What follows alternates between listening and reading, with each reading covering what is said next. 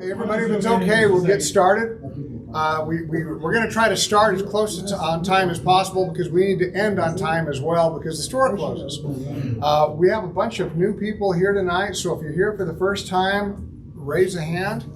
And can would you stand and introduce yourself? Terry Hanson. Terry? Dave Sperry.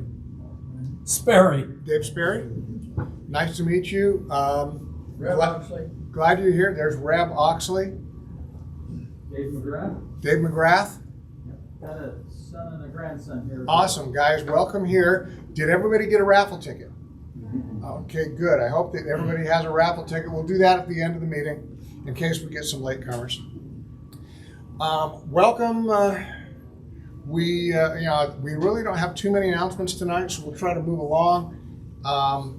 But there are just a couple things you can be aware of that bit me last year. It's time to make sure that your boats and trailers are registered because the state doesn't send out postcards anymore, and it's really easy to forget that boats and trailers need the registration. It's also time to do your quagga mussel certifications for the year if you do that online. It is available. I was able to do mine today. Okay, I can't really think of any other new items for the club. Just by way of introduction, I'm David Hanson, this year's club president. Vice president is Braden Chamberlain. And we were here, I think. Okay, I guess we have next. Lee, do you have anything to say about upcoming events? Well, you want me to introduce Danny at the same time? Because I'm only getting out once. Well, absolutely we can. Yeah, go ahead, because we're not going to report on financials today, and we're not going to, and you just told everybody who the officers are, so I'm not going to present. Okay, awesome. Then go ahead and let's introduce our speaker, Danny. Well, let me tell you about the upcoming programs before I forget. Next month, where the program is going to be put on, we've got a individual from the fish culture place who's going to come and tell us a little bit about the walleye spawning program. And then if we're interested, we'll set up a field trip to go up to Willard Bay and watch them spawn walleye if somebody's interested in doing that. It's kind of a fun thing if you haven't done it. And then in addition to that, we'll have Ben Allen come and talk to us about the way he fishes starvation. And then the month after that, we're going to be on strawberry, and Roger Wilson is going to come and share his time and talents with us. For those of you who don't know, Roger was the fish coordinator or the coordinating agent for strawberry for years before he became the head of the aquatic section at DWR. And he's the one who started the program that eliminated the chubs up there. So Roger knows a lot about it. He's a good fisherman too. Let me introduce our speaker tonight. Danny Potts has been a friend of mine for a long time. Danny is an avid fisherman. In fact, he signs most of his emails outgoing as Dan the Fisherman, and that's true. It just rhymes. Dan is currently, aren't you currently on the Central Region RAC? Yeah, I have been for a while. Central Region RAC, and for those of you who don't know, that's probably the most powerful groups that set policy for the division. And he's an influential person on that. He's a member of the Utah Anglers Coalition. And Danny has fished Utah Lake for, I think you put the water in there, did you, Dan? Be nice. But he's fished it for a long, long, long time, and he's been a champion, and he served a long time on the June Sucker program, and so he knows a lot, and I think he can enlighten us a lot on Utah Lake. And with that, I'll just turn the time over to Dan. All right, hey, thanks. To extend a little bit on that,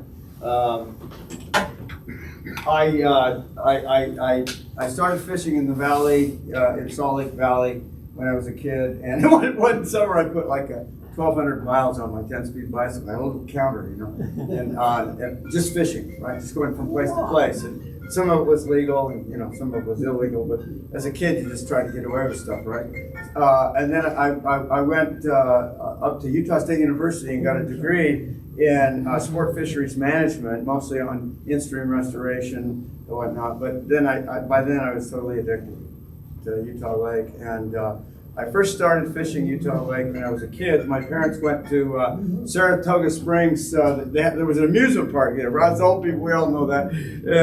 I wasn't into that amusement. I was interested in fishing. So I went around the little harbor there and found a bed of spawning bluegill. Oh my God.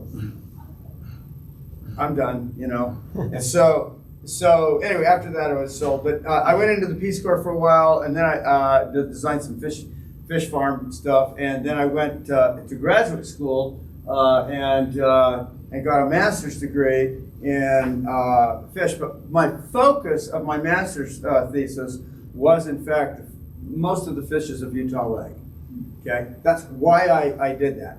And Auburn University, where I went, is the largest number one freshwater fishery school in the entire world by double in terms of graduate students.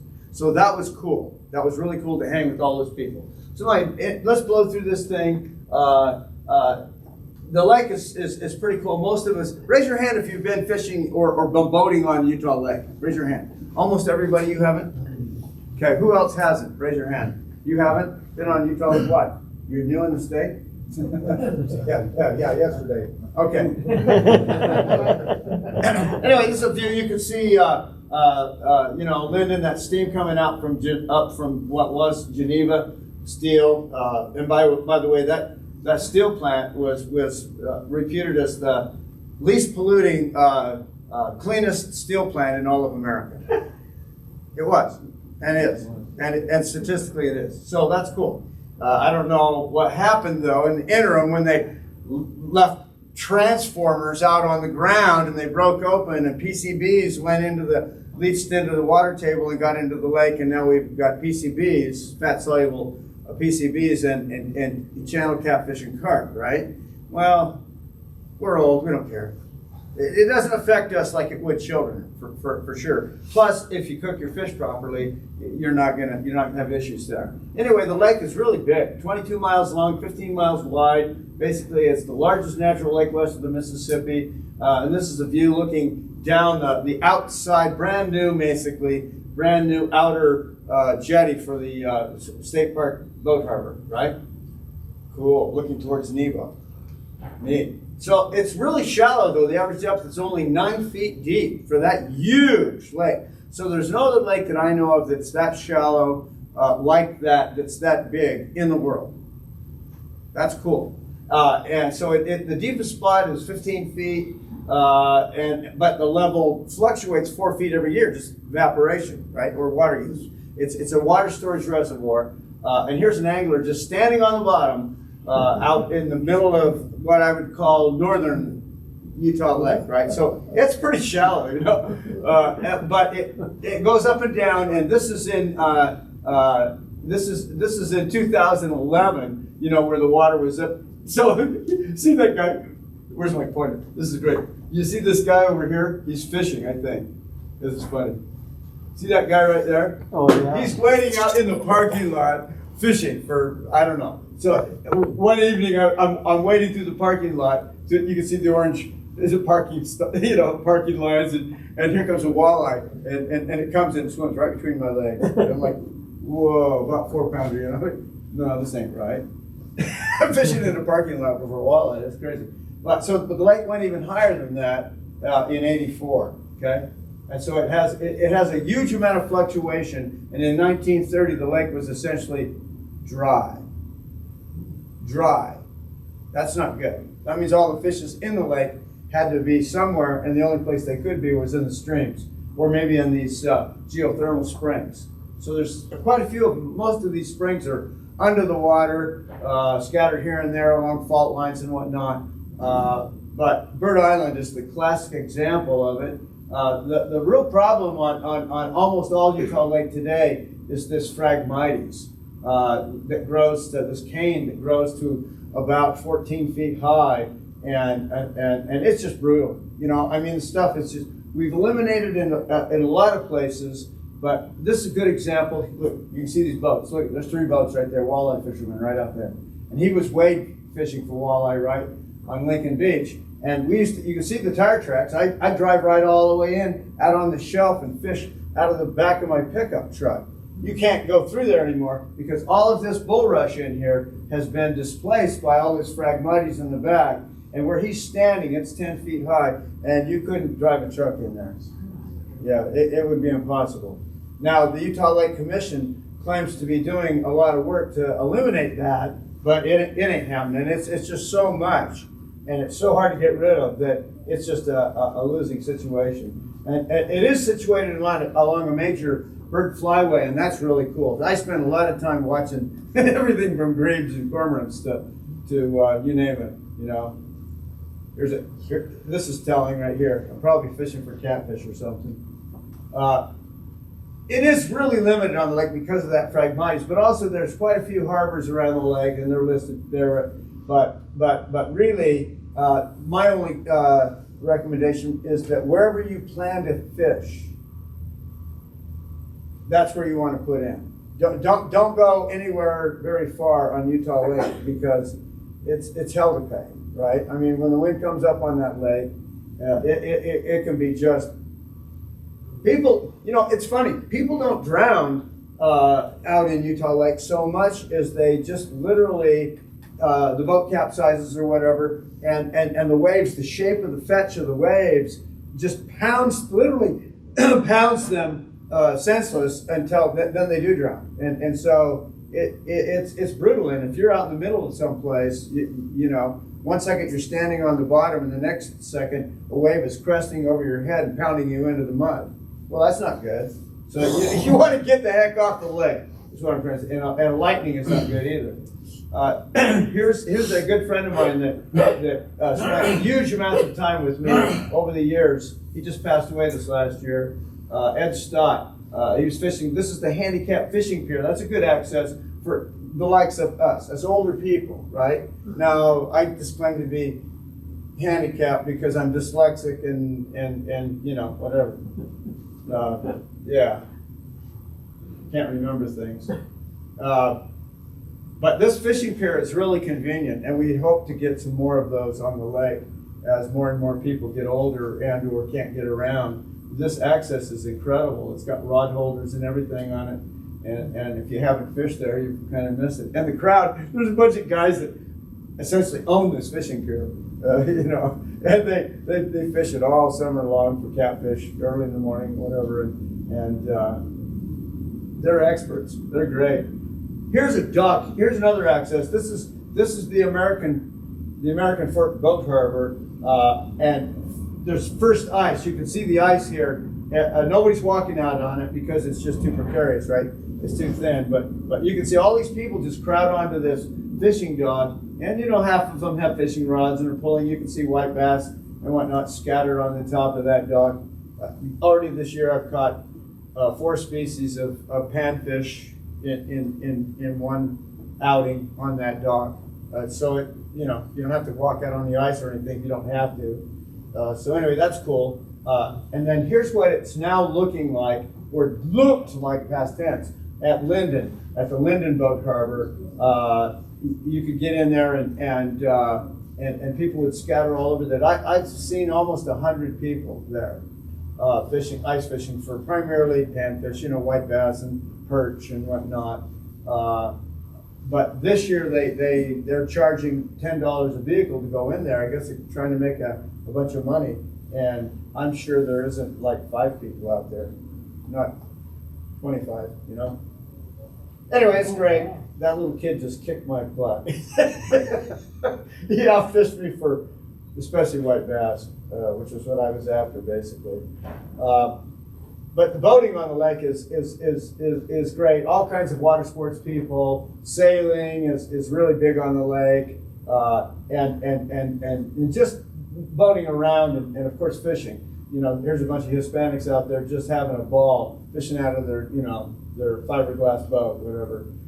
Great fam. I don't know about that. What's? Well, most people are having a really good time, you know. And so it's especially great for family fishing, I think, just partly because of the species that are there. There's 20 some odd species.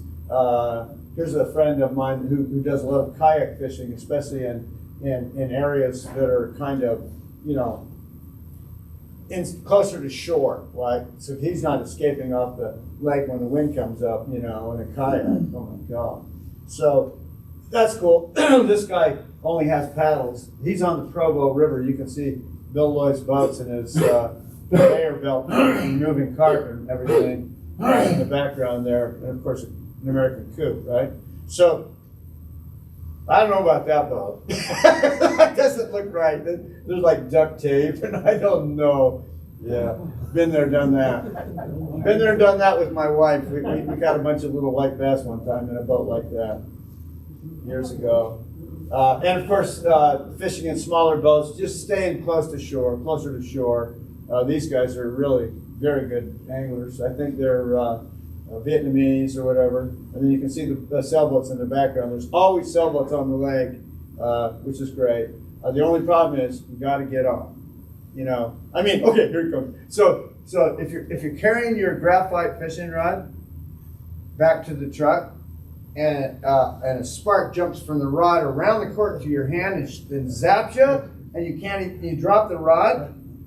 My recommendation is don't pick the rod back up. Just leave it there and come back and get it after the static goes away. Because, I mean, you can get killed out there on this lake, or any lake for that matter, in an aluminum boat especially. You know, most of us, you know, walleye / multi-species anglers use aluminum, maybe double-hull boats, but that's dangerous. That conducts electricity, so we have to be careful and afraid. Is all I'm saying. Especially on Utah Lake because it's so big. And so there's a classic, right? That's a nice boat. I wish that was my boat. But that boat can easily get off the lake. The deep V hull is perfect, and the split windshield and the bow mount motor and all that stuff is perfect. The problem is, there's hazards. I only know of 2 significant hazards on Utah Lake, and this is one of them. Rock Island, or we call it Bird Island, just north of Lincoln Beach, and that's oriented correctly. So north is at the top, but this thing right here, we affectionately refer to it as Florida, because it was made essentially in the same way that Florida, the state of Florida, was made, where currents are coming down both sides of a hardened structure. In this case, this rocky outcrop created by, I guess, these geothermal springs. There's a couple of them here that were very noticeable, right? And so the winds coming out of the northwest, these vicious storm winds, oh my God, where the storm blows for 1 or 2 days out of the south, awesome walleye fishing, and then all of a sudden the wind shifts from out of the northwest, and that is northwest, right? So those huge waves disintegrate this island and create this long spit that's like 300 yards long. And so you could be boating around the end of it right here and hit that with your outboard. Oh my God. You don't know. Listen, if you're going around Bird Island, go this way. Go around this side where it's deeper and just avoid all of that. I've got fish off the ends of that and off the end of that and there and there and there. This hole right here that says 13 feet deep, after a windstorm, because it's all filled in with silt, I've recorded on my fish finder 22 feet deep right there. So that's a great big vertical hole that goes into the center of the earth. I don't know where, but it's all filled in with sediment, right? And then usually this is at compromise, which is the legal level, high level of the lake. So that's the portion of the island that would be exposed normally. Right now, yeah, it's much bigger than that because the lake's down, right? Anybody realize we're in a drought? It's terrible. It's killing us, man. And then here's the other major problem, and this is we call it the whorehouse. It's a rock pile right in front of the old harbor on Lincoln Beach, where you could kind of squeak down a channel that was excavated many, many decades ago, and all the spoils from that excavation of that channel into this inner harbor right here. There's a hard, a squeak past the pile and a hard right-hand turn into the harbor. That's one boat ramp. Well, you can't see the other one. And then there's another one in the back. But this rock pile can be under the water. And you hit those great big hot rock boulders, you just screwed up your prop. So anytime you're near shore on anywhere along Lincoln Beach or anywhere around Bird Island, put electric in the motor. Put your electric motor in the water and lift up your back motor and just creep around and watch your sonar. Okay? So that's problematic right there. There's my boat, which is a small multi-species single hull boat that I bought from Randy Brunicky years ago, and I was guiding at the time. I guided for 5 years here in Utah, and just to help people to catch everything from bluegill to carp and everything from, you name it, walleye to whatever. And so this thing is just full of toys, right? You can see all that stuff sticking out of there, rods and nets and electric motors and electric anchors and you name it, all this stuff in there. But the two most important things on my boat are these two fish finders right here. This one showing the depth, so I don't get in trouble, right? And I can shift it to the front motor, so there's a switch right there, right here. I can switch it to the front motor so I'm anticipating better, right? But the front motor also has a couple of transducers that are side finders that show up on this fish finder, so I can look for not only walls and stuff like that, but I can look for individual fish. So I can say, I'm on a big flat and I can spot something, it says 53 feet over there. And so I cast over about 60 feet and start reeling, boom! How about that? That's cool, So ain't technology grand. My boat is old fashioned in today's standards. But all these toys still work and I'm poor. So I just do my best. Anyway. That's important. Here's the boat ramp in the very back end of the harbor. This is the back end of the harbor. There's a spring back in there, and there's not much fishing back in there, but you can get a kayak or a small craft in there because you can drive down in a pickup truck, or 4-wheel drive probably works better, but you can drive down to these two ramps down in the old harbor. That's cool. Now here's the sport fishes of Utah Lake, and I'll give you a handout that shows most of these, but there's one that's missing. It's like a quiz. Yeah, what is it? Northern? It says Northern Oh, Pike you got right there. northern. Okay, all right. Largemouth. Largemouth bass right there. Come on, man. Crappie. What's trout? Crappie. What's trout? So we said trout. That's the Brown. Huh? Brown trout. Yeah, brown trout. But also, and I'm not going to lean on this too much in this presentation, but also, our state fish, which is, there's 4 strains of our state fish, which is the Bonneville cutthroat trout, right? I'm kind of an ichthyologist type. There were 4 strains, now there's only 3. And the strain that's essentially gone is the Utah strain of the Utah Lake strain of Bonneville cutthroat trout. It's gone. Now, the one along the Wasatch, it's still there. The one in Bear Lake, we still use it in Strawberry Reservoir. And then, of course, the one out on the West Desert is unique too. So anyway, I just throw that in there because it's gone. Okay, sorry about that. So let's cut right to the quick. So Rocky Mountain Anglers is primarily started as a walleye group. No surprise to anybody here, right? And so on Utah Lake, because the schools are so large of white bass, wherever you find white bass, you're going to find walleye. Kind of like Utah chubs in starvation. You find a school of Utah chubs, and they're probably small eater-sized walleye, kind of trying to fit in with them, pretending that they're chubs or something. I don't know what they maybe nipping off a few of the smaller ones. I don't know. But that's a great pattern. I troll through those things. But the cool thing about Utah Lake is that walleye can be caught from shore probably more easily than at starvation, for sure, because the access points attract white bass that attract walleye. And so here's a guy fishing for white bass. He walks up and makes one friggin' cast, pisses me right off, and pulls in this nice, 3.5 pound walleye. He says, "I'm done." He goes home. He's gonna go eat it, right? And awesome. And then these kids caught this one. This is at the state park. You can see how kind of skinny it is, right? Well, I found that there are these resident walleye that will live in like the Provo River or the mouth of the Provo or somewhere like that. And all they're doing is just breathing all that crud off all those parking lots and roads and front lawns, and all that stuff is coming downstream, down the culverts into the Provo and straight into their mouth. And so a lot of these walleye, even though they, you think they're walleye, so they should be good to eat. No, I'm saying no.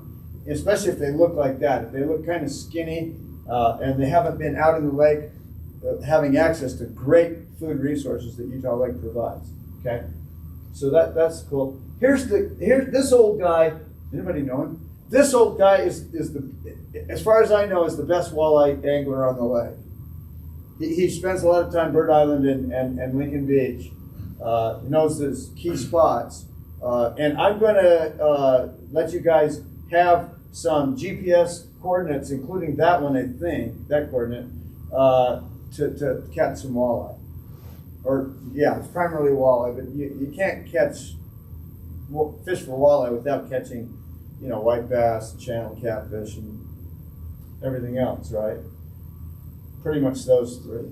But anyway, this guy's really good. He's a cool guy too. He doesn't do a lot of talking. Where I talk a lot, he doesn't talk at all. He doesn't even listen. He just leaves. I start talking, so if I want to spot, I just start chumming up. Man, how you been? Who is it? I don't know. That's why I'm asking you guys, because I thought you might recognize him. I think I do. Huh? I think I do. Okay, that's cool. He has that old boat, That's so cool. And then the other thing that I like doing at Utah Lake is this is a small inline planer board, but I like running planer boards to get away from the boat with lures and stuff because it's so friggin' shallow. Now you can long line, and we've done that over the years. Ed and I have done that over the years, where we long line let's say a floating Rapala, maybe 3 feet behind a split shot, right, and just drag it way the heck behind the boat, maybe with and just do a bunch of S turns, right, and catch walleye after walleye after walleye. If you find a school or an aggregation, walleye are kind of schooly critters, and so you can fill the boat if you're after me, or you can have a lot of fun just catching them and releasing them. But here's my favorite thing, that's not me, but there's my favorite thing, and that's to wade on any of these shelves along Lincoln Beach for walleye and channel cat and all that, but especially walleye. The pot rock is kind of holy, so here a fishing friend, a friend of mine, that was, I think, his second rock that he caught. And so pulling up rocks using crankbaits or whatever is really common on those areas around Utah Lake that are formed by geothermal springs, primarily Bird Island and all of Lincoln Beach. A lot of springs along there, right? Cool. That's not me.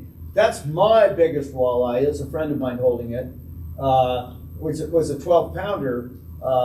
But we know that years ago they ran at least 14 pounds, right? But here's my peg. If we can get recovery of June sucker to where they're naturally recruiting and spawning and feeding these guys, we're going to pump. These are Utah Lake's walleye are already the largest walleye in the state of Utah on the average size. They're a lot bigger than everything else, especially starvation, because starvation's got all these little guys, right?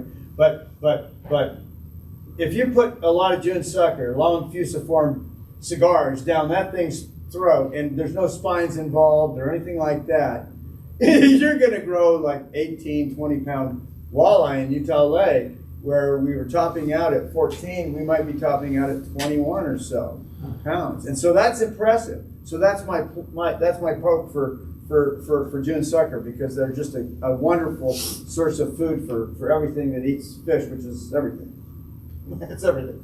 there's white bass, right? And there's just really nothing in Utah Lake easier to catch year-round than white bass. They can be caught on almost any tackle at any time, as long as you're in their presence, right? And so the spawn period, so, you know, there's a bunch of, see, these Hispanics are going to take those fish home and they're going to use all that. They're going to use all that, so that's really cool. And the best thing you can do with white bass, it's a sea bass, it's a Persicthiid. The best thing you can do with stripers and white bass, they're both Persicthiids, is kill every single one you can kill. Because all you do is reduce competition. And the ones that remain just keep getting bigger and bigger and bigger. And so that's what Wayne Gustavson was working on down on Lake Powell, to try to get that working right. And so I just advocate, even if you're not going to eat them, if you're just going to, there's no limit, there's no size limit, there's no nothing. Just kill them. Just make sure that you can take them home and bury them in the ground and turn them magically into tomatoes or something, you know? That's what I do. So I fillet as many of the biggest ones I can, and then I go, no, it's midnight. I'm done. I'm done. The freezer's full. We're good, right? So at that point, I just take all the rest and all the guts and the heads and skeletons, and they go in the ground. And so I just grow my stuff in my garden. Fishing for them is extremely simple. Yeah, any classic spinning rod or whatever is the perfect gear for white bass. And there's my take home, which is a jig spinner, which is just a clip where you clip the jig, whatever it is, onto a spinner arm with a blade. I like these deep cupped, even with a hole in them or something. These deep cupped spinner blades, because you can reel them a lot slower in that murky water of Utah Lake, and this thing will tip and rock and wiggle its way through every dank. Look at all these rocks over here. It'll wiggle its way through all those rocks and not not snagged up. And if you twitch it just right, it'll come loose anyway.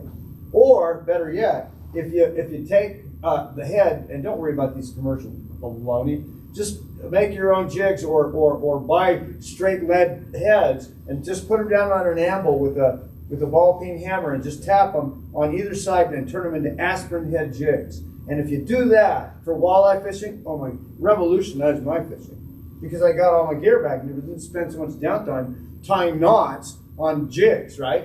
So that was huge for me. So putting an aspirin head jig, in a row. Where you flatten them, side to side? Yeah.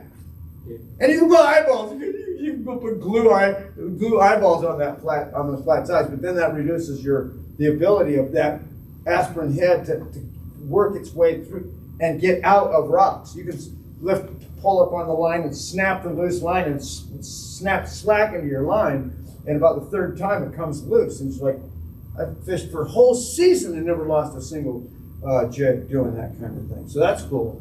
And then the classic approach, though, is just a simple, straight-up 1/8-ounce jig hanging below a bobber or a fixed float of some kind, and then all you're doing during the spawn or wherever you're at on the lake where you found them is you just cast out real slow. As long as you can adjust the height, the distance down relative to the water depth, then you're good. I always shoot for halfway down. So if it's 4 feet deep, that means I've got 3 foot a leader, so that as I'm pulling it, right, it lifts it up just perfectly, about halfway between the top and the bottom. And it makes no difference. This old mentality of fishing walleye in the rocks. Well, maybe, but Utah Lake, they don't care. They just eat anything in their face, and so it's really easy. White bass are extremely easy on this approach, and it's perfect for kids because they can, or anybody, if it's just meat fishing, if you can just catch fish after fish after fish during the spawn in the spring, and you're good to go. And then here's Bill Lloyd, the commercial fisherman, out in one of his boats, and these are all white bass. So he's got a permit to take those. And fishermen are just like, what are you doing? You're messing things up. No. He's fixing the lake, because every time he pulls a net of pure white bass out, that's fewer white bass to compete with other white bass. So the remaining white bass keep getting bigger. Look at these white bass that that Bill Christensen and I caught. These are nice. They're about just barely less than a pound each, you know. And the largest white bass I've caught in my life were like 15 inches. But I know somebody who caught some 20 inches. 20-inch white bass, 4.5 pounds.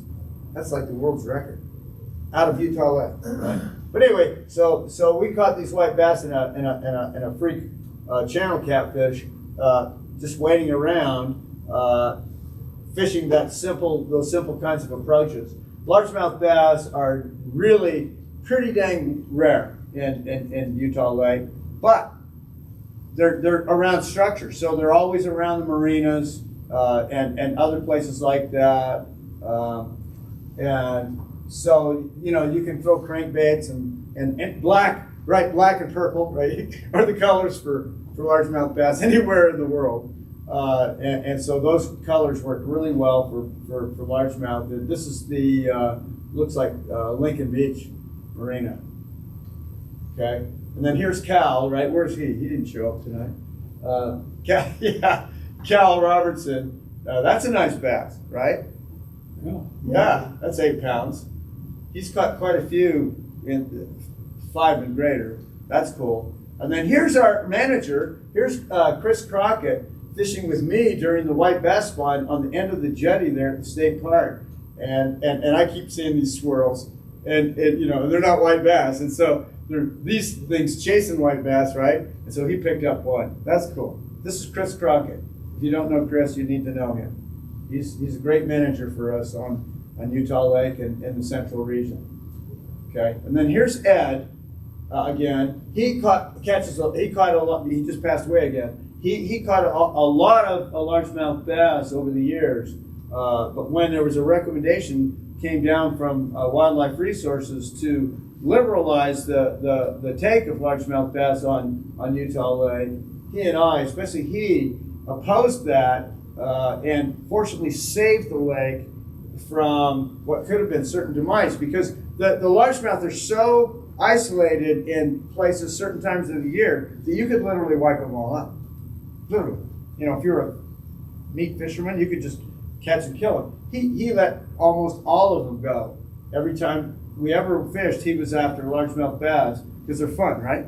And he'd just catch and release them. So killing them made no sense to him. And how else are we going to get great big largemouth bass? Utah Lake was the #1 largemouth bass fishery in the entire world in 1910. The reason it was 1910 is because they'd introduced the largemouth before that. I don't know what the conditions were like, but it takes about a few years before they reproduce and go boom, and they boom.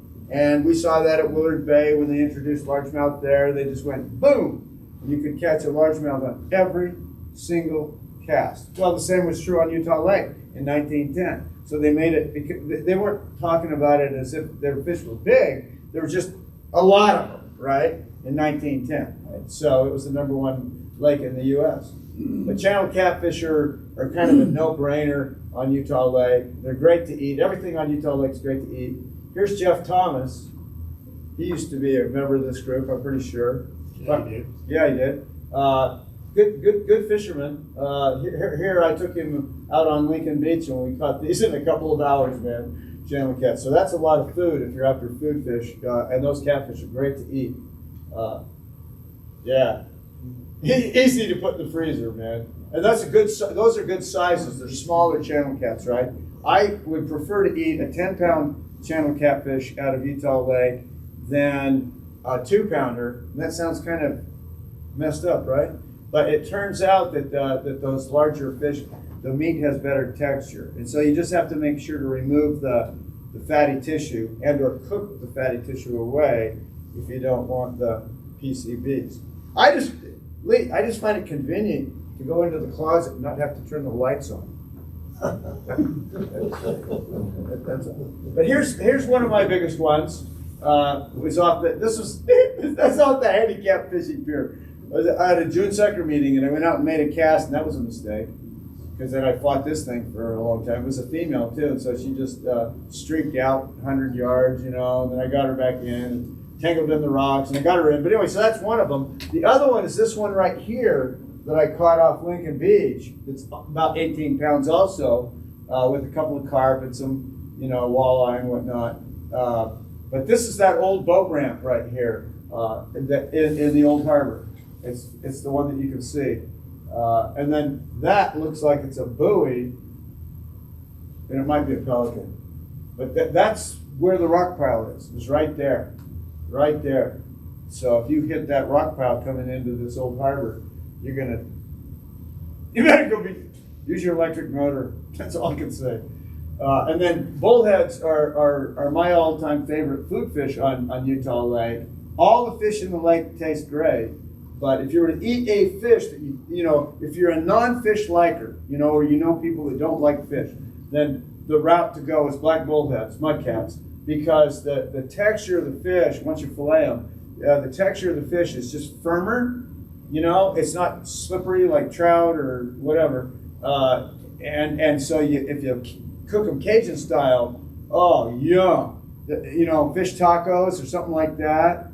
Really good fish. And wherever you catch one, you're going to catch a lot, The great kidfish, here, Brock Richardson and I are teaching, first graders and second graders to catch white bass and bullheads. It's just like a no-brainer on Utah Lake. You get in a school of those and you really can't keep them off.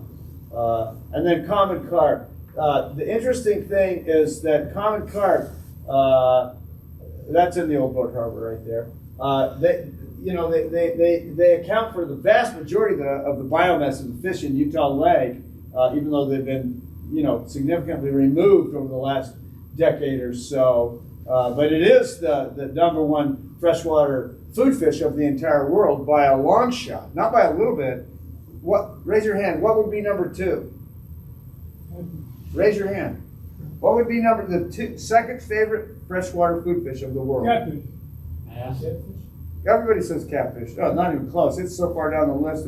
It's down there with salmon and trout. It's way down there. Nobody knows? Tilapia. Come on, guys. They raise tilapia in like China and Puerto Rico and all that. And so, a Mexican restaurant, there's, or fish tacos, that's all tilapia. Hey, Danny, I really apologize for saying this, but if we can wrap up in about 5 minutes, we have another speaker. Oh, I didn't realize. Yeah, He didn't thanks. tell me.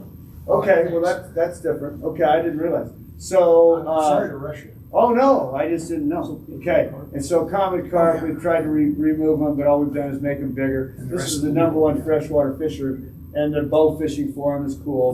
They can be caught through the ice, and they're really good table fare if you scale them and eat them fresh just by barbecue them. They have to be more than 10 pounds, though. Okay? Smaller ones, no. Yellow perch are present in the lake and get to like 16 inches. Oh, my God. Everything in the lake gets big. Crappie are in low numbers right now, but they can get to 2+ pounds in the lake. That's cool. Bluegill, I've seen a 14-inch bluegill out of 14 inches. Can you believe that? It filled up the whole inside of a pickle bucket, And if you find a spawning bed, you can catch them one after another, and they're great to eat. And the northern pike, I was the one that caught the very first one in the lake. I caught it in the lower Provo, in the boat near the state park there, with those other fishes that I'd caught earlier in the day.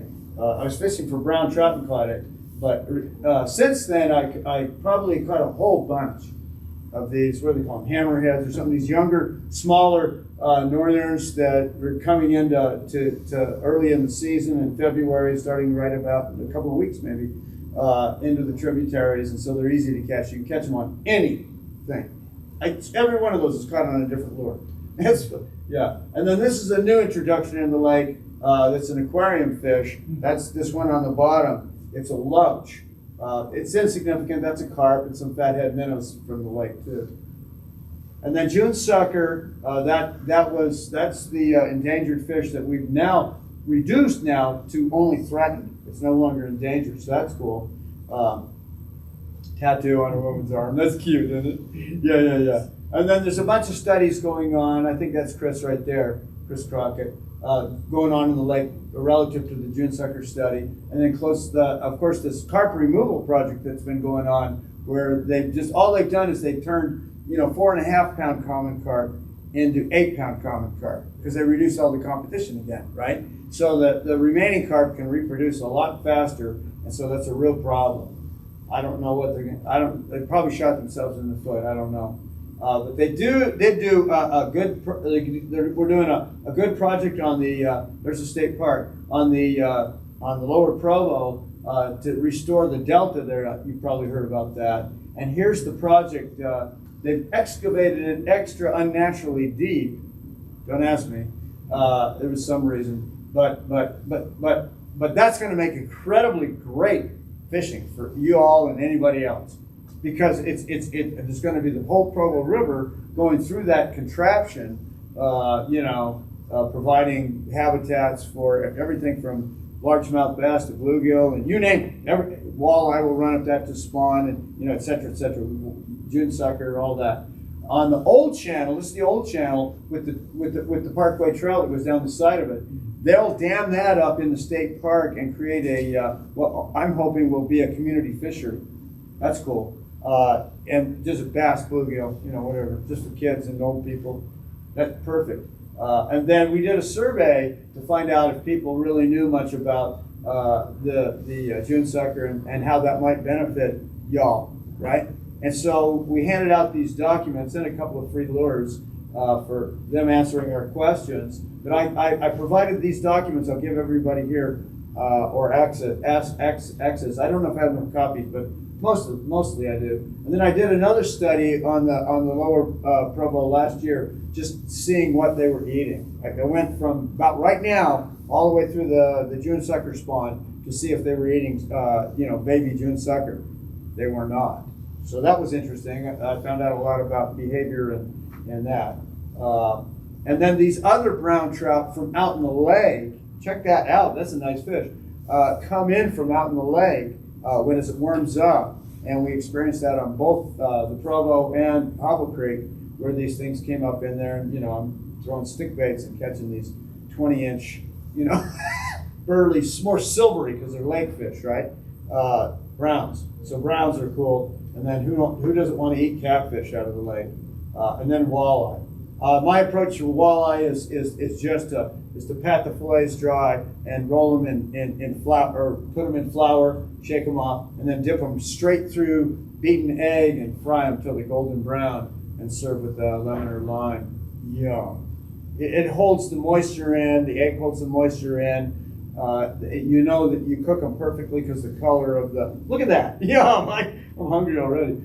So in summary, Utah Lake is a huge, extremely shallow, featureless lake with, many of these schools can be found in roaming schools, especially while they're spawning. So I'll have some information for you on when they spawn and kind of the pre-spawn, spawn, post-spawn kind of mentality of fishermen. And in terms of fishing, the only thing I'd recommend is fish with copolymer lines. All the other fishing lines, nylon, etc., all get dirty in that water, and so you want a shiny line. I think XL works okay. My favorite was AN40, but they don't make it anymore. I've got a bunch. That's not a bunch, and you can go heavier line too, because they're nothing in the lake's line shy, right? And just got to get the heck off the lake. And that all the fish in the whole lake are just great to eat. Yum. I'm done. I made it.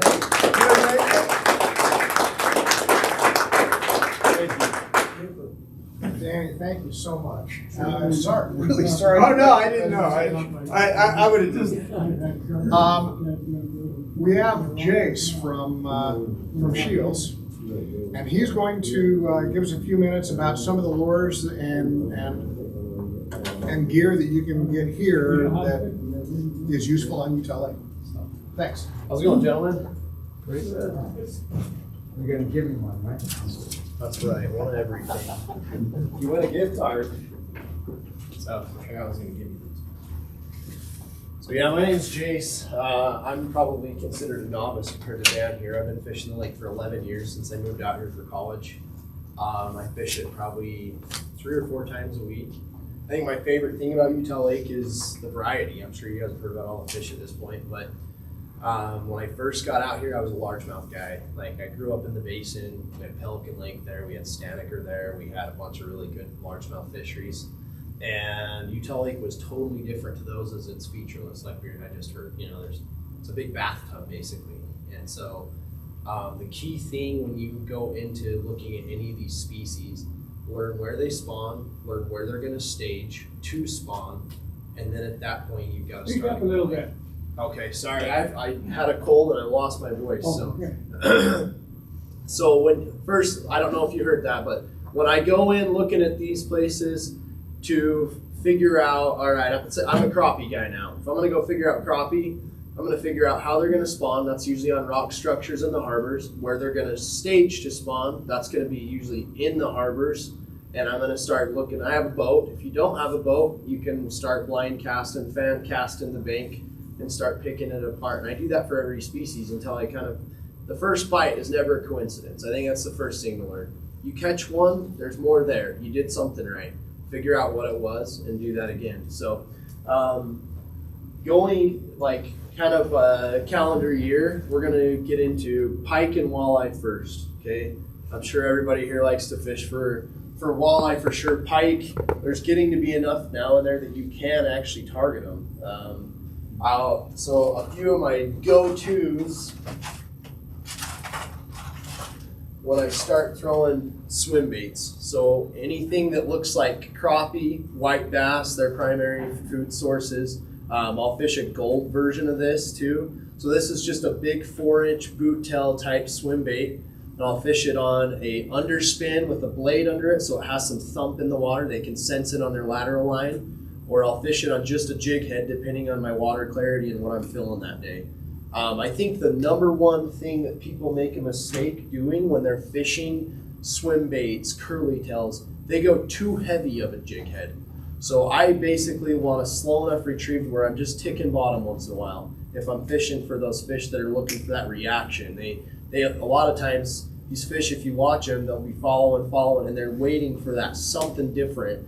Usually that tick on the bottom, that sets them off for whatever reason. So a lot of times people go so heavy, they're having to wind it so fast without getting hung up, the fish is never tracking it. So 16th ounce, 1/8 ounce when I'm fishing walleye, 1/8 on the heaviest usually, and that's if I'm in current, like during the spawn, but 16th ounce. So pike though, I'm usually fishing big stuff, spinner baits that are this color, chatter baits, and then anything that mimics the fish that they're eating, crappie, white bass, I would say are probably your number one. And then if they're small enough carp, they're going to eat carp too, that gold color. So I don't get too crazy on colors. Silvers and golds usually if I'm fishing for pike.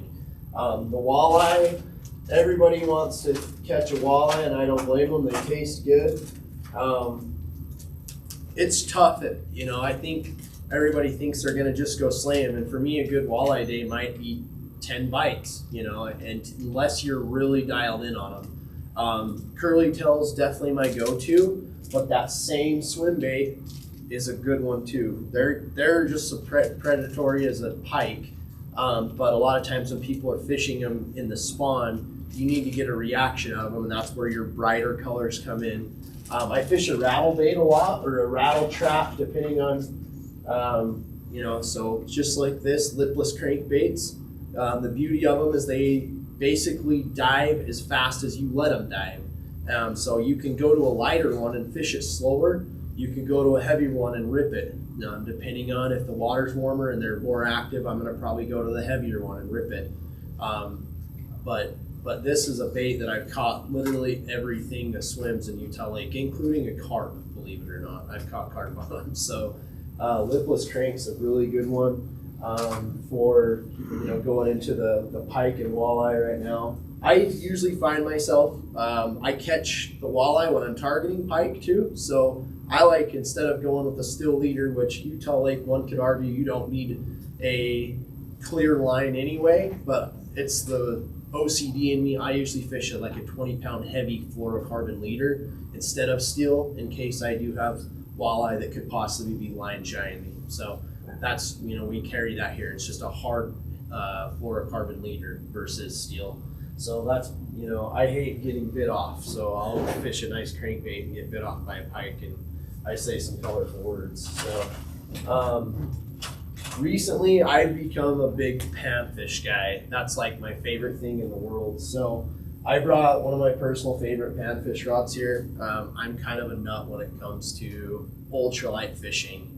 This rod it's made by B&M, big crappie company back east, but it's a 6'6" ultralight. It's rated down to 1/64 ounce heads, and this is 2-pound test. So I love throwing, like, this is just some little marabous that I personally tie, but you can buy plenty that look like that. And I fish a float 90% of the time.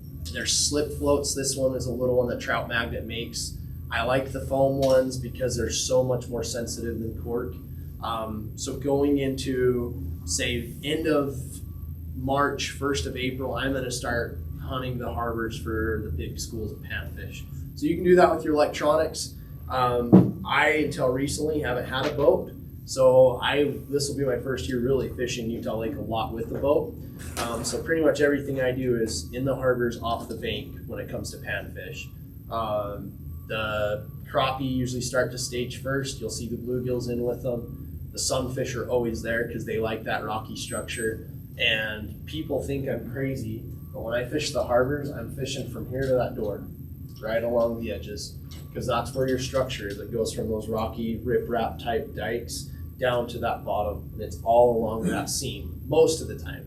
Now I have caught the crappie staged out in the middle, but I would say most of the time it's right there. So the crappie, I usually have a float, and I am adjusting that float depending on the depth of the harbor and where they're at along that seam. So I'll go from anywhere from maybe 4 or 5 feet if they're out farther, into as deep as a foot if they're right at my feet. If it's a warm sunny day and the water's generally cold, they move up. They want to be on the edges to where that warmer water is and where the plankton start to become active, the small fish become active, and that's what attracts all the predators. So as far as baits, blackened chartreuse is a common theme in my boxes when it comes to fishing Utah Lake. Certain days when it's bright and sunny, that chartreuse shines, and when it's dark out, you got cloud cover, they have that black body to still silhouette in the water. So it's kind of weird. You'd think on cloudy days you want bright colors. It's the other way around. They need something to silhouette when it's dark, cloudy water. And obviously Utah Lake isn't super bright anyway. So going into crappie, bluegill are right there too. Bluegill, very, very similar setup. You got to scale down on the bait though. Their mouths are maybe 1/10 of the size of a crappie. So I'm fishing a jig head tipped with, like a gulp maggot, or there's a trout magnet, which is a fairly small plastic. I'll bite about a 1/4 inch off of it and fish like a 1/32 ounce head, number 8 hook, and then just tip it with like one of these like crappie niblets or maggot. You can also use live bait if you want. If you want to use worms, that's fine. I think they work great. I just hate dealing with mess, so I prefer like the gulp stuff generally. We haven't talked about white bass yet. White bass are probably the best fish to target in that lake if you just want to go get a bunch of fish. So right along that same time frame, spring's my favorite because everything happens quick and there's a lot to do.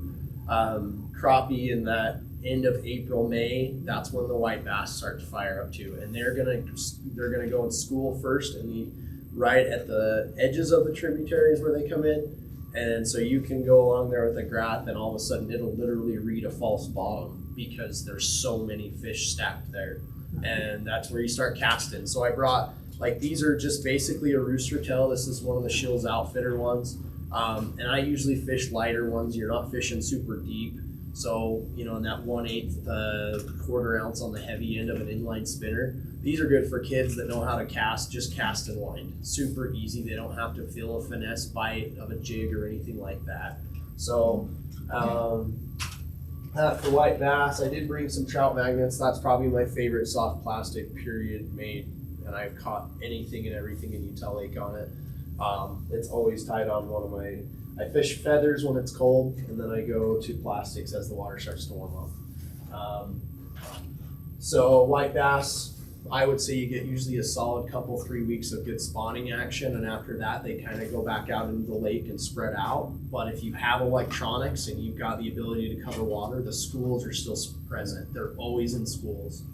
It's just finding them. And so, but I know people in the dead of summer when the water's 80 degrees, they're still catching them. So what else do I have in here? So moving along, I brought one bass rod. I know a lot of guys here probably want to target the largemouth, and it's definitely probably the fish I'm most passionate about.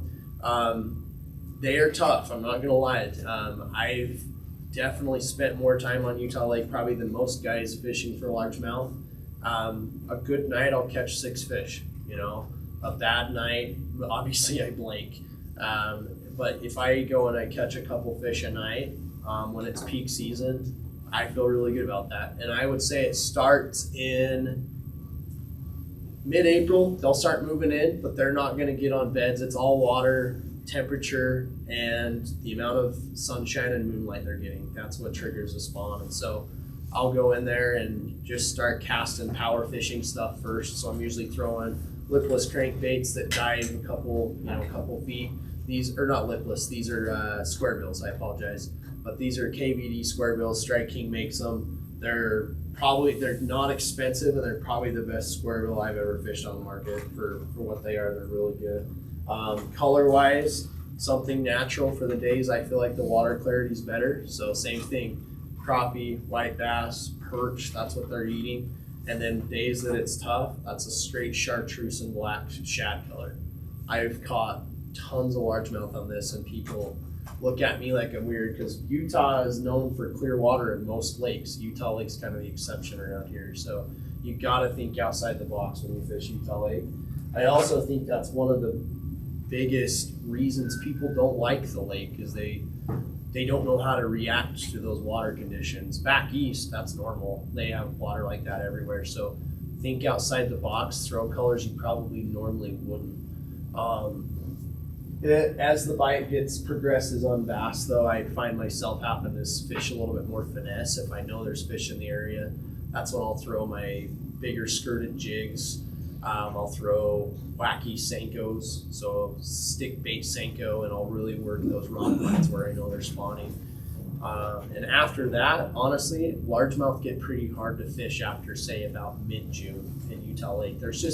I don't feel like there's the numbers to go out and target them. I know guys that do, and they might luck into a couple bites a day going and cruising reed lines and stuff where they normally would. But, it gets tough. So, but yeah, if you got a boat and you got the desire, it's definitely doable. So, I kind of want this as an open discussion too. So like if anybody has questions, that was kind of it in a nutshell. Please ask. Like I'm an open book. I think a lot of people have their secret spots. I don't have anything secret. I think like when you become a confident enough fisherman, it's like I'll tell you anything because I feel like I can go and compete with anybody, So it's like you just gotta go and do some of these things, try some of these new techniques, and probably my favorite way is the ultralight with a float and a small marabou or some of these other plastics. I've had 6 species days on Utah Lake, just in the harbors, and that actually probably more than that because that's not including a carp. And I'm not like my dad loves to catch carp on a fly, and I just can't stoop to that level. So, but yeah. So, but yeah. Any questions or anybody? Go ahead, sir. Well, between the two of you, there's this proposal to dredge the lake and make islands, yada yada. What will that do to the natural habitat of these fish? The thing is, I feel like everything adapts. I think in a lot of ways that could help it because a lot of these fish, say like your bass and your walleye and these fish that are used to having structure in lakes, they don't have that at Utah Lake, so they kind of just roam. If they dredge it, I honestly think, and Dan, you've got the degree in this. I mean, I have a fisheries biology degree, but not to your level. And so I think they'll adapt just fine. I think we don't give them the credit they deserve. I think fish are smart and they'll figure it out and they'll naturally go look for that water temperature and things that they prefer anyways. So, but what do you think? I attended the meeting yesterday. They fed us at the Radisson. Oh my God! But talk about food. Oh my God! And so they were trying to buy us, right? And a lot of agency people, including the agency that owns the bottom of Utah Lake, State Forest and Fire, and their presentation was all glossy and everything. My concern and working with Dr. Levere Merritt, a very acclaimed chemical, engineer type person at BYU for many years. They're expert basically. He and I both think that by creating these islands, you're going to disrupt the normal currents and create a lot more clearer water. And that's what they're advocating. Is they say, oh, clearer is better. But he and I know better. We know that there's too much phosphorus in the lake, too much fertilizer in the lake. Well, that's what's causing algal blooms right now. We're having algal blooms inside marinas, inside marinas, but out in the open lake, no, there's no off flavor. And so because all the fish in the lake don't go off flavor every single year for the last 35 years, that tells me that harmful algal blooms are not an issue on Utah Lake. So that's mostly all fake news. But what isn't fake news is if you clear the water up, if you look at, for instance, if you look at a Landsat photo of Bear Lake versus Utah Lake, the top of the table is what Utah Lake looks like. It's almost exactly that color. If you look at Bear Lake, it looks like that other table that's jet black. Well, the reason is that all of the light hitting Bear Lake and that extremely clear water is going boom, boom, boom, boom, boom, all the way down into the lake and getting eaten up by algae and everything else. It's all being used. But in Utah Lake, the light's going boom and ricocheting back up because of the silt, the muddiness of the water and the mica schist. Sorry, use big words. The mud in the water and the diatoms that reflects the light back out of the lake, which keeps the lake cool enough for walleye to survive. Unfortunately, if the lake goes clear, then it will not only heat up and there'll be a higher evaporation rate, and so you will lose a lot more water out of the lake. It'll get lower faster, regardless of the volume, increased volume from dredging. But also it will bloom, and so midsummer it'll suffer from the same kinds of problems that we see on Strawberry or other lakes in Utah that are clearer, where we have these algal blooms that off flavor the fish, make them mushy and smelly, and you know what I'm saying. And off flavor compounds, and so I'm fearful of that more than anything else. And those harmful algal blooms on Utah Lake, if they do occur, can kill everything. Yeah. Everything. So we had a gyre on the south end of the lake in 1972, I think it was, where it got really calm. And from the Coriolis effect, that's the Earth going around, it caused the rotation of the water in the lake to go like this. But in the center of that hurricane, if you will, it was dead calm. Everything fell out over weeks, bloom. Even bullheads were dying. When you can kill black bullheads, there's trouble on planet Earth, Yeah. So I'm just saying that our main concern is that these islands will create maybe great structure and habitat for panfishes and the other centrarchids, the other sunfishes, including largemouth bass, but it could be devastating for these, we'll call them cooler water fish like white bass and walleye. Okay. Everybody wants clear water, and I don't really know why. It's not like you're out there drinking it or something. Yeah. Like, I think it's just they have this picturesque image in their head of what a lake should look like, and Utah Lake's not that. But I love it because there's not a lot of people there. You don't go and have to fight with people to go and find a spot to fish. And the fact that it's murky, people can't put on a pair of polarized glasses and see the fish that are standing 3 feet from you. Or swimming And between your legs. it's true. Everybody asks me, what's your favorite lake in Utah to fish? And I tell them Utah Lake. And they're like, oh, you must like to fish for catfish. And I said, no, actually, that's probably at the bottom of the list for me. I'm not a bait guy. They're like, what? What is your issue? And I'm like, I don't know. I grew up fishing for trout, and it's kind of at the bottom of my list now. I used to work at a fly shop, and now it's like I love warm water species. All the panfish and stuff that are in Utah Lake it's just a huge unused resource in my eyes. I think people just think, it's only good if you want to go, shoot a bowfish, a carp, or go catch a catfish. But the quality of the panfish in there, I'd like to hear more about the crappie, because I have struggled the last couple of years not to make crappie. We do have a good population of walleye that'll be this year. They're about a little bit less than 2 feet long. So we got a good year class going on this year. Yeah. So it should get better for that. But the Yeah. crappie, we got 3-year classes of yellow perch that are doing all right, maybe 4. Bluegill are just, I don't know. They're with the crappie. Yeah, the bluegill I've struggled too. It seems like 4 or 5 years ago I was catching average 9-inch bluegill, probably big ones, and then now they're 7, maybe 6. Yeah, but I mean, and the age class is still there. But I think, and you can correct me if I'm wrong, John, but I think a lot of this is when we have these severe lake drops like this, a lot of these spawns die out. Yep. The beds get laid up shallow where they would. It's not magic. This is not rocket science, guys. And then when this water Fish drops, need water. And so fish need water. I mean, but yeah, and so I think what we're seeing now is there's a gap in the age classes for the most part. I mean, there's a few that make it, but it's a cool lake. It's my favorite. I'm actually, this is weird, I'm the hunting manager here, so you can come find me, but I won't be in fishing. I fish way more than I hunt, but I hunt a lot, but I don't have to draw a tag to fish, which is great. So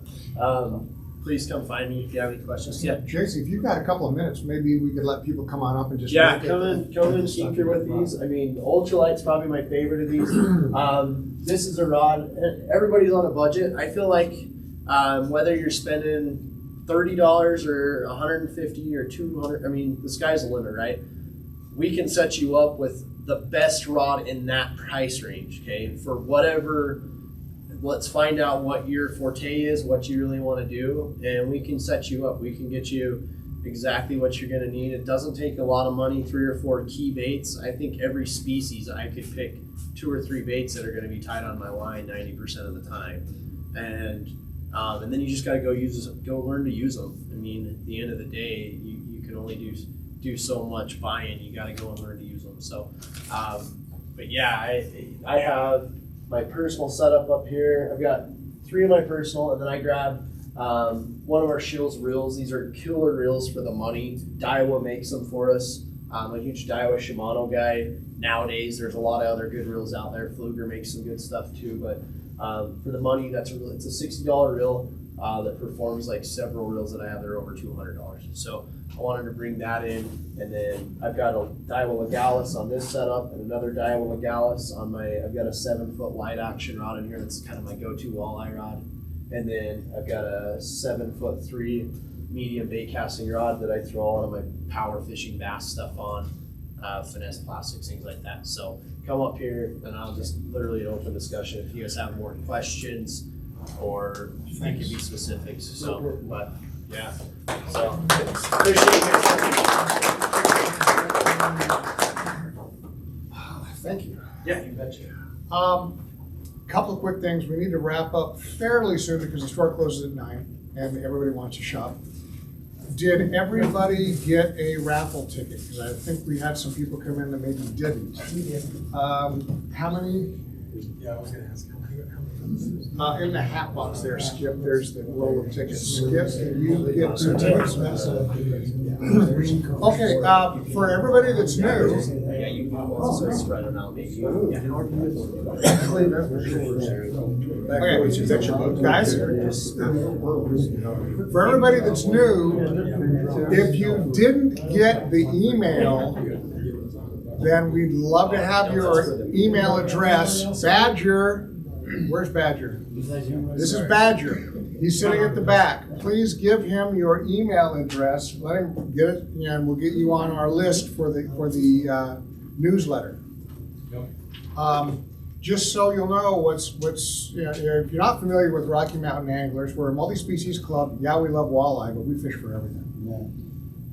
I don't purposely fish for carp, but they fight really well. I will stoop to that level. Right now, of course, the month of February is a lot of ice fishing, and in a minute we'll maybe ask if anybody's been out.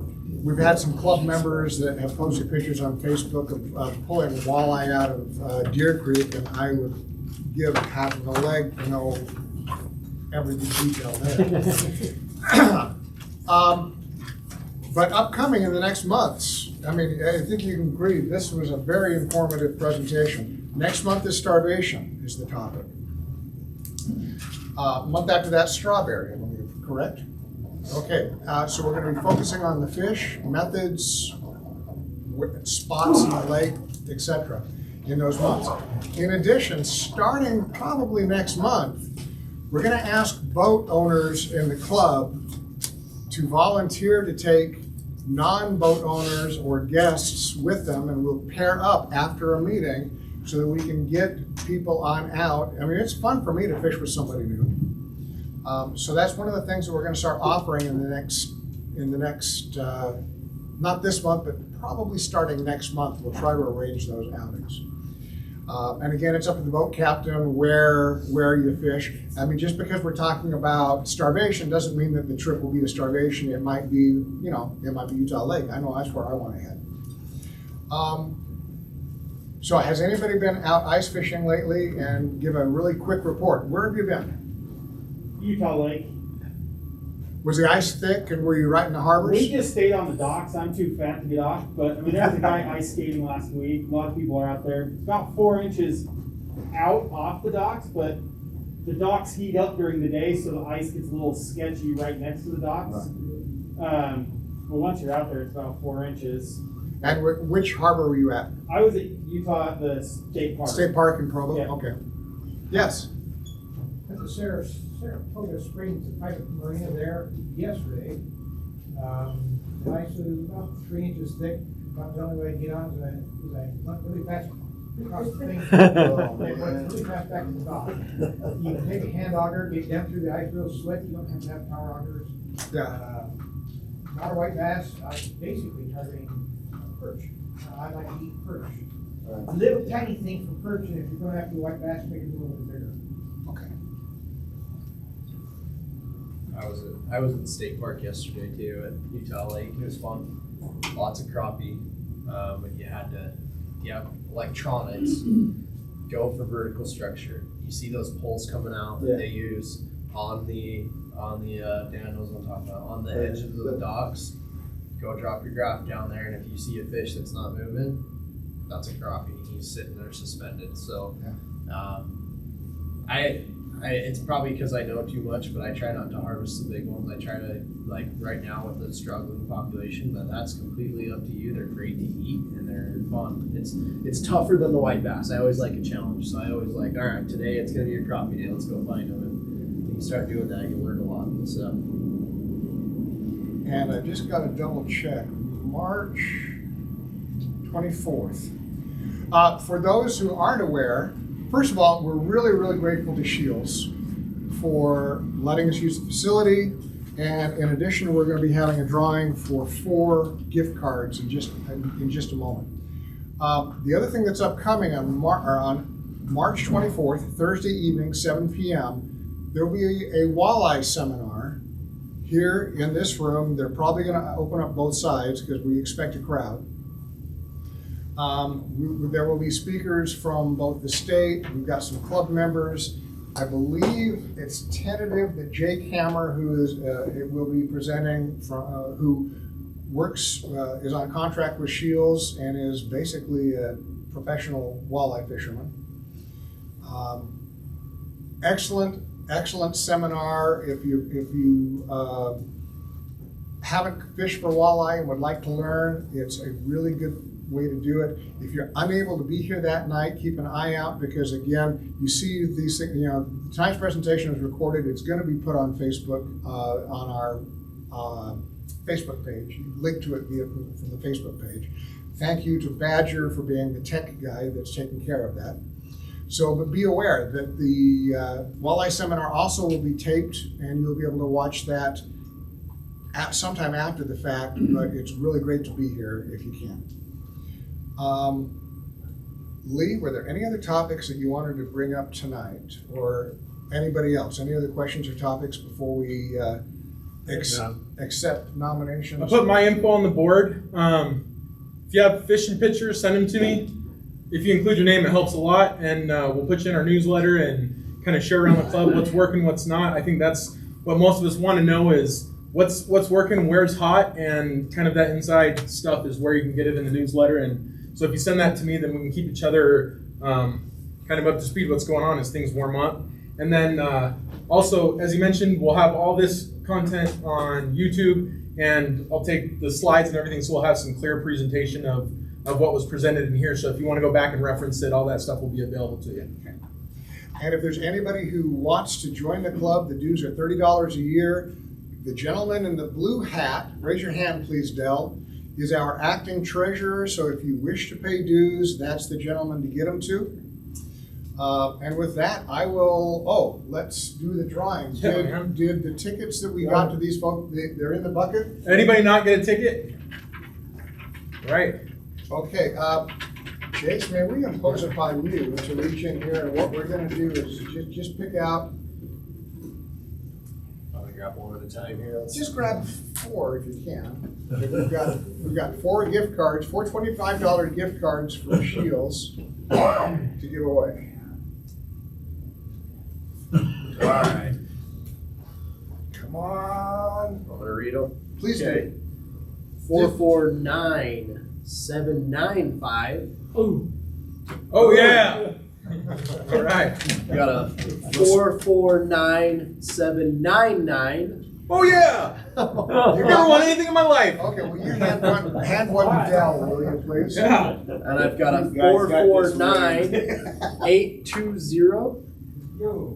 All right.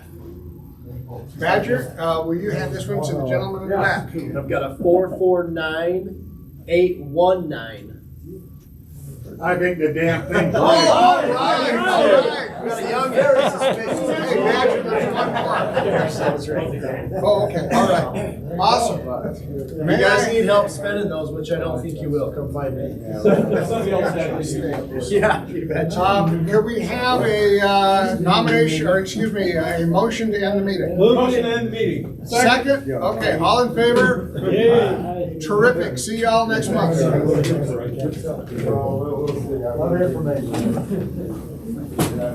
Oh man, I can't believe I won. This is 3 times as much using it, but.